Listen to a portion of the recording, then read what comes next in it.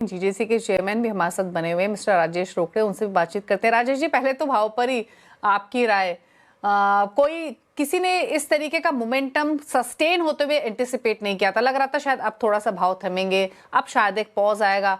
सोने चांदी किसी को ऑब्लाइज नहीं कर रहे हैं। पहले तो सोने पर बताइए, अब भाव को लेकर आपकी समझ क्या कहती है, कहाँ जा रहे हैं? दीपाली जी, देखिए, अगर मैं गोल्ड का पहले से हम लोग काफी मतलब जब जब भी सीएनबीसी पे आपने बुलाया या सीएनबीसी पे हमने बात कही है, तो हम तब भी बुलिश थे, आज भी बुलिश है। और जैसे आप बात कर रहे थे कि कहीं बबल तो नहीं है, बिल्कुल बबल नहीं लगता है, क्योंकि बबल तब होता था अगर सेंट्रल बैंक जितनी भी है वो बाइंग नहीं करती थी। सेंट्रल बैंक भी जबरदस्त तरीके से बाइंग कर रही है। जितनी भी गोल्ड अभी अवेलेबल है उसमें 25% ग्लोबली सेंट्रल बैंक बाइंग कर रही है। तो ये कॉन्फिडेंस कम होने वाला नहीं है। और गोल्ड में देखिए, पहले जब $2000 था, आज से 2 साल पहले की बात कह रहा हूं मैं, 2 साल में अगर $4000 क्रॉस कर गया है, 2 साल में डबल का रिटर्न देने वाला एकमात्र कमोडिटी ये बन गया है अभी। और इसका विश्वास और भी ज्यादा प्रबल इसलिए हो रहा है क्योंकि ये डिमांड कम नहीं हो रही है। हाँ, मैं मानता हूं कि अगर कंपेयर टू लास्ट ईयर 2024 में, अगर 2025 और 2024 में हमने करीब करीब 100 टन कम इंपोर्ट किया है 2024 के मुकाबले, लेकिन बावजूद घरेलू मार्केट में जो जिसे कहता है रिसाइकल गोल्ड, वो अवेलेबल होने के कारण यहाँ उतना इंपैक्ट नहीं हुआ। लेकिन ओवरऑल पूरे वर्ल्ड में देखता हूं तो सभी की डिमांड है। चाइना ने, आपने देखा होगा, 30 बिलियन का पिछले महीने में परचेस किया है। तो कहीं ना कहीं गोल्ड को सभी तरफ से बहुत जबरदस्त तरीके से बुलिश के लिए सपोर्ट मिल रहा है। और मुझे लगता है अगर मैं गोल्ड की जो जर्नी देख रहा हूं, ये यहाँ थमने वाला नहीं है। हाँ, पहले जब गोल्ड $2000 था या $2200 था, 10% की तेजी मंदी होती थी तो $200 का नीचे ऊपर होना बहुत बड़ी बात लगती थी। लेकिन जिस तरीके से अभी $4000 को क्रॉस कर गया है, तो मुझे लगता है कि अगर $200-300 नीचे भी आता है तो वो एक करेक्शन है। आने वाले दिनों में गोल्ड $4200 से $4500 के बीच में फिर से नए रिकॉर्ड बनाएगा। और इसके पीछे रीजन भी है। अब देखिए, यूएस में जिस तरीके से शटडाउन है, 8 दिन हो रहा है, तो कहीं जी। ना कहीं फेड के रेट कट को लेके एक थोड़ा असमंजस स्थिति बनते जा रही है। तो वो एक दबाव बन रहा है गोल्ड के ऊपर। साथों साथ जिस जब तक ट्रम्प है, ट्रम्प की जो आर्थिक नीति है या फिर टैरिफ की इश्यूज है, इसके वजह से गोल्ड बहुत ज्यादा ऊपर भाग रहा है।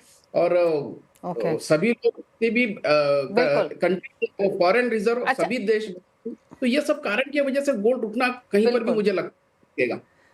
राजेश जी, बिल्कुल, ये तो बिल्कुल सही है कि बाइंग चौतरफा हो रही है, ज्यादातर सब देशों की तरफ से हो रही है। सेंट्रल बैंकर्स की तरफ से जो पेस है बाइंग का, वो सस्टेन हो रहा है, जिसने इस तेजी को सपोर्ट किया है। अच्छा, आपने कहा कि डिमांड इंटैक्ट है, तो मैं जानना चाहूंगी कि ये कौन सी डिमांड की आप बात कर रहे हैं? क्या ये इन्वेस्टमेंट डिमांड है जो बनी हुई है? अगर घरेलू बाजार की स्थिति देखें तो किस तरीके का एक्शन फिजिकल मार्केट में देखने को मिल रहा है, कंसीडरिंग फेस्टिव सीजन ऑन है?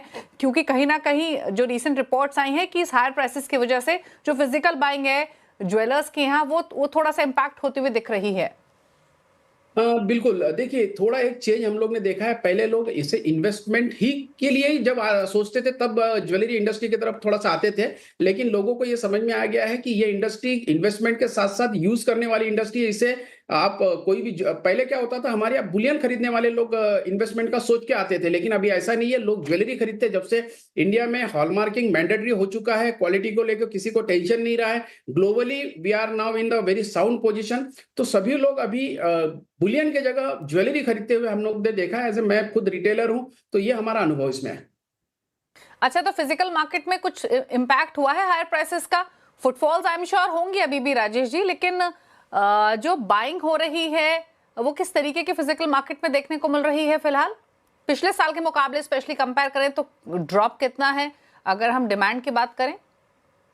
देखिए, अगर मैं वॉल्यूम वाइज पकड़ूं तो 10 to 15% का वॉल्यूम वाइज कम है। लेकिन उसका कॉम्पेंसेट हमारा ज्वेलरी सेल पे आ गया है, क्योंकि सभी के पास अच्छी खासी ज्वेलरी पहले से लोगों ने स्टॉक करके रखी है। ऐसा नहीं होता। अगर मैं पूरे साल का, हमारा सबसे बड़ा दिन जो होता है धनतेरस होता है, तो धनतेरस के दिन भी हमारा अगर सबसे बड़ा सेल देखते हैं तो पूरा जितना स्टॉक है उसका 10% ही हम लोग बेच पाते हैं। तो इसका मतलब ये है कि सभी के पास पहले से अच्छा खासा स्टॉक है। और वो स्टॉक होने के कारण ये इम्पैक्ट अभी इंपोर्ट के साथ कनेक्ट करते हैं तो समझ में नहीं आता है। लेकिन ओवरऑल इंपोर्ट भले ही कम हुआ है, लेकिन ग्लोबली या इंडिया में कहीं पर भी ज्वेलरी में कहीं कहीं कमी दिख नहीं रही है, मेरा ये कहना है। ओके, चलिए, शुक्रिया राजेश जी आने के लिए शो में, भाव को लेकर और साथ ही साथ डिमांड को लेकर अपने व्यूज हमारे साथ शेयर करने के लिए। Thank you so much. Thank you.